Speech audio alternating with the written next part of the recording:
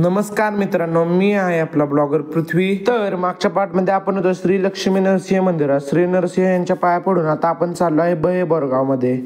आपण बहे बोरगाव मध्ये पोहोचलो। हे आहे रामलिंग बेट। रामलिंग बेट हे सांगली जिल्ह्यातील वाळवा तालुक्यात असणाऱ्या बहे गावातून वाहणाऱ्या कृष्णा नदीवर आहे। बहे गावातून वाहणाऱ्या कृष्णा नदीवर असणाऱ्या बंधाऱ्यावरून मंदिरापर्यंत जायला प्रशस्त अशी वाट आहे।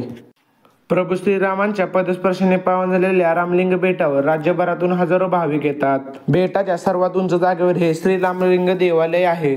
मंदिरासमोर नंदी मंडप आहे। मंदिरात प्रभू श्रीरामांनी पूजा केलेले भव्य शिवलिंग आहे। पिंडी मागे राम, लक्ष्मण, सीता व हनुमान यांचे संगम स्वरी मूर्ती आहे। समर्थ रामदास स्वामींनी स्थापन केलेल्या 11 मारुतींपैकी एक मारुती मंदिर याच बेटावर आहे।